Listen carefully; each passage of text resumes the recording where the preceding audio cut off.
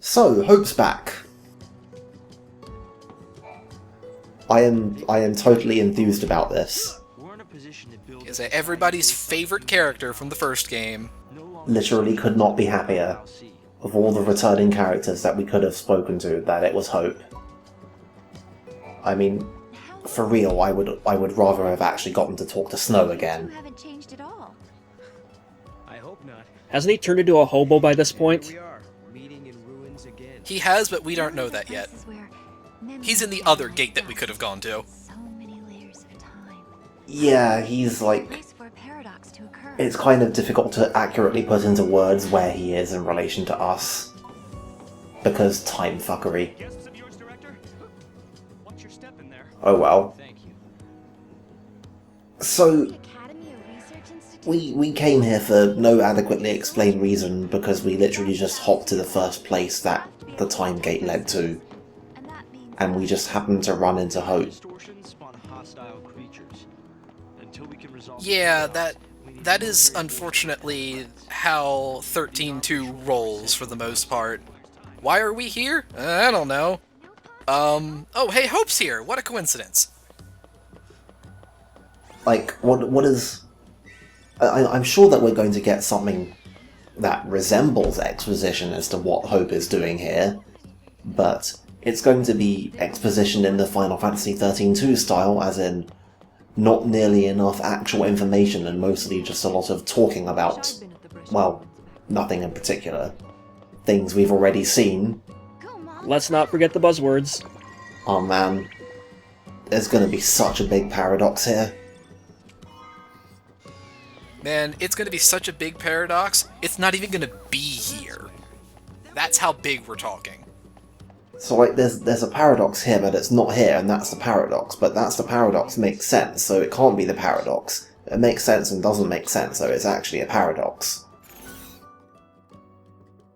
Talk about SARS. Yeah, we're going to talk about Saws. What? We actually have to talk about everybody there. Oh. I'm sorry to say. So it's one of those Not since he left on his mission. things where it's like it's a choice, but the only thing that changes is what order you do them in, and what order you do them in has no actual effect on anything. Considering Snow's ability to find trouble. Also, apparently Hope is aware of what Snow was doing, despite that, you know, he hasn't seen Snow in 10 years. But we're not aware of what Snow's doing. I don't understand. Well, hey, this is just following from Final Fantasy XIII's original characterization, and if there's one thing you know about Hope in Final Fantasy XIII, he was creepily obsessed with what Snow was doing. Didn't he kind of get over that, though? Yeah, he kind of got over that by about Chapter 7 or so. That's the thing with Square Enix and characterization, eventually things just turn into a circle. I mean, look at Cloud, for Christ's sake. Yeah, look at Cloud as the inspiration for Lightning. Like, I can't think too seriously at any length about how Square Enix perceives Cloud these days, because when I do that, my brain just starts despairing.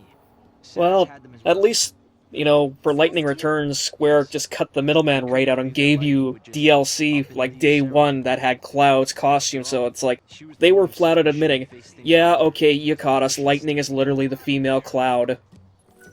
The female modern Cloud. It's a pretty good costume too. I mean, like, both, well, obviously it's a costume because it's a Cloud costume, but it's pretty good as in, like, a mechanical thing in the game. And the sword is pretty great early on. In fact, it's actually kind of broken. But, you know, that's just DLC.txt, really. Hope, you know this. You were here, like, 10 years ago. We did side quests here. According to our research, we believe they constituted an entire nation. A polity that was ruled by a series. What the shit is a polity? I mean, I can kind of guess, but... Can you see me now? Oh, I learned that term once. I think it's literally just city-state. Correct me if I'm wrong. It sounds about right. Also, I will give the game credit for something. this is something that actually was in 13. Like, there was a city here, and it was ruled by a Cirrus. That was something that was legitimately in the game. Yeah, although I'll bet you anything they just made that up to be some, like, filler stuff. Because that's what you do in video games, you just make up a bunch of stuff to be just random details. And then, oh shit, now we have to make a sequel. Oh, well, let's just expand on one of the things that we put in the game for the sole purpose of being able to expand on it if there ever came to be a sequel. You've traveled through time. I suppose it's not surprising. Kind of like what Lost did. The power to rule. Is it too early to talk about Lost yet? She was always called Yule. If they could read time, That's happened. Everyone already knows this shit, right? surely they could see the danger coming and do something Have we met the to Smoke avoid it. Monster character yet in 13-2? Because they could see the future. Um, Why? Well, no, that wasn't really what I was going for, but the point is, they put a bunch of Some citizens random, very specific details, like in a couple early episodes in the first season, that they had no idea what they were doing with, but they put them there for the sole purpose of when it came to writing the last season, they'd be able to, like, work it into the plot somehow, and then turn around to everyone and say, hey guys, we totally knew what we were doing this whole time. Dangerous. It can mess with people's There's heads. the stuff like, you know, the bag with the black and white pebbles in it went absolutely unremarked on or unexpanded on till it suddenly showed up, and then that was proof that the writers were actually geniuses. So I'm pretty sure that that's what they've done with Padra in this game. Come on, Director Hope. I want to show them. It's okay to show them. Well, that really wouldn't surprise me because, like, wasn't 13 based, like, the anachronic order of things was based off of Lost? Wait, what? Yeah, I don't remember that.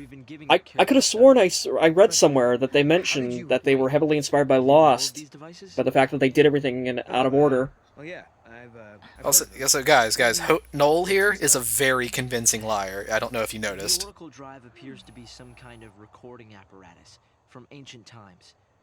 Man, why is ancient recording apparatus always goofy as fuck in any instance in which it appears, in any medium, in any fictional continuity ever? this is how it works. Because it's a cliche by this point. And it makes no frickin' sense. Why are there projectors in the giant statues? Well, because they already had them modelled. That's why. Remember that this was almost certainly something that the art team just put together with absolutely no idea what it was going to be for. Also, isn't this the ending to 13? Yes, this is the ending to 13, with the occasional just random cut of lightning in there. Oh, like that. And we're seeing the entire thing in focus vision.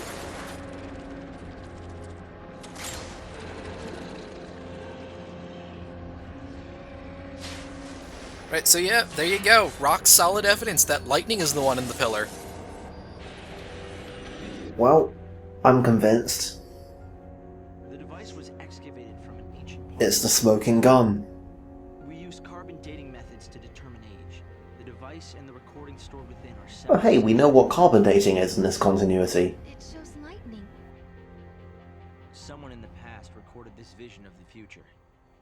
Perhaps it was the Cirrus Yule herself. Okay. What we're concerned about, however, is this. So, The image quality.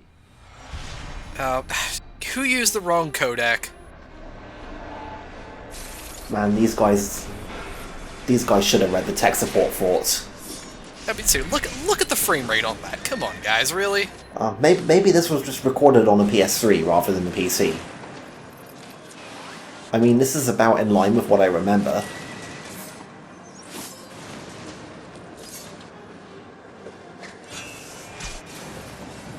So yeah, we get it, it's the opening cutscene to this game. Again, in shitty focus vision. Yes, I think so. We need to conduct You further think so? analysis. You think that was lightning? It's broken? Also, doesn't Noel already know that because he was there? Yet, when we try to view the recording, Shh. we get this. Perhaps it's not the recording that's broken. It's the immediate space-time in which we are located. Hang on, what? be the paradox. Because the surrounding Right, of course. directly affecting the device. This, So if the as an explanation, makes total sense. normal, I mean, absolutely. If you try to play back the future seeing thing in a paradox, you get garbage. And it's not like the recording itself or the device is faulty.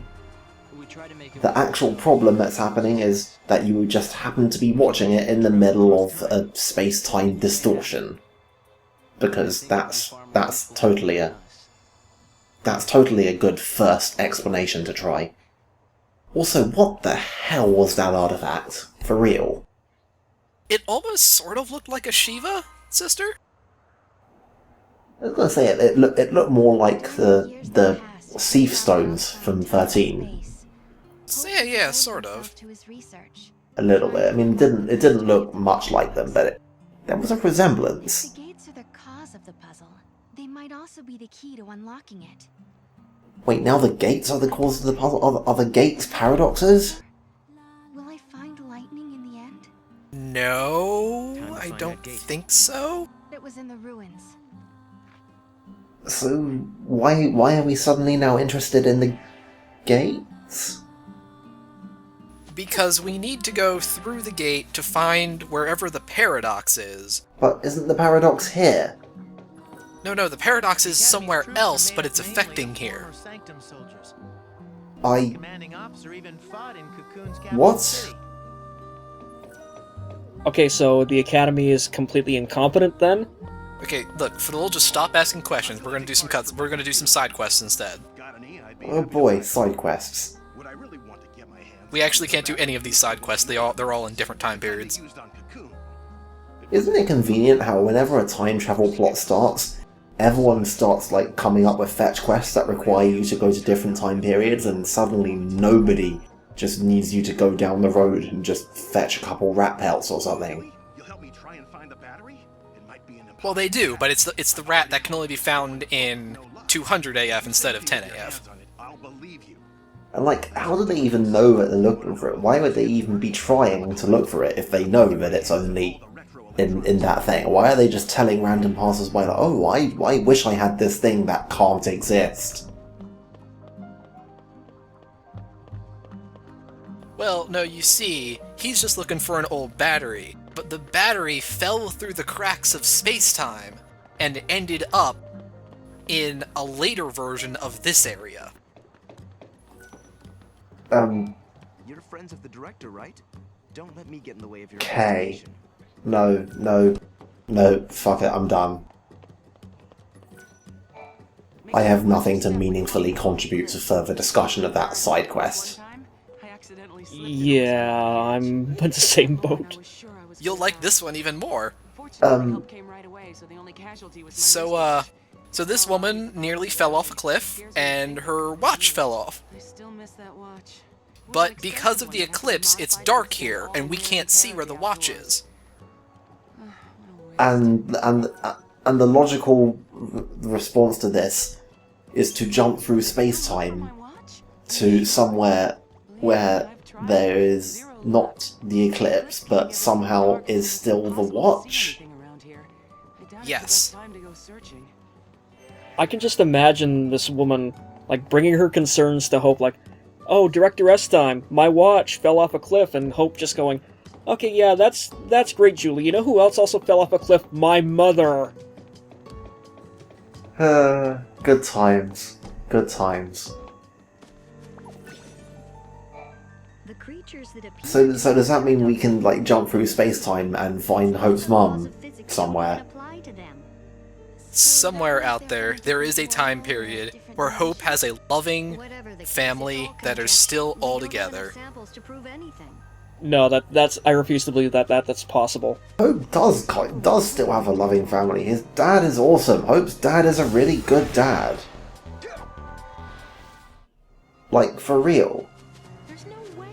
Does Bartholomew S time ever show up in 13-2? He does not. Ha ha ha. In fact, I'm pretty sure we will never speak of Hope's family again. That's because Hope's dad being good at his job is directly detrimental to the story that they're trying to tell about Hope, so they conveniently wrote him out so they wouldn't have to try and account for how Hope could be like that, despite the fact that he shouldn't. Because that's just the kind of game that this is. Here, this must be the gate Hope was talking Yes, about. yes it must be. Maybe. Definitely this one. And not, say, the one that we came in through, and for some reason we have to go through this one in order to do things in the Historia Crux that we couldn't do in the Historia Crux if we went through the other one. Yeah, well, sure. Well, Noel's being particularly defensive and knows a whole bunch about this whole Cirrus city and everything. Clearly. Why is he bothered by the Moogle? Bothered by the Moogle. It's the Moogle. He really bothers you, huh? I can sympathise with that. I look at his strange little face and I can't help but worry. I mean, what now? His face isn't strange. It's totally cute. So, Totally Just cute. stops Go in for it, midair. Nick. You shouldn't make fun of me, Kubo. That is the entirely inappropriate voice to be coming out of him. this is almost actually funny. But hey, now we're back into a serious cutscene with serious cutscene music. So, did they ever explain why only certain gates work for going to certain places? Why they can't just go through one gate? And, But, of you know, course, he wasn't the gates only one. generally? Was it I really think the like my explanation dad is was basically going they're to like prophecy? portals.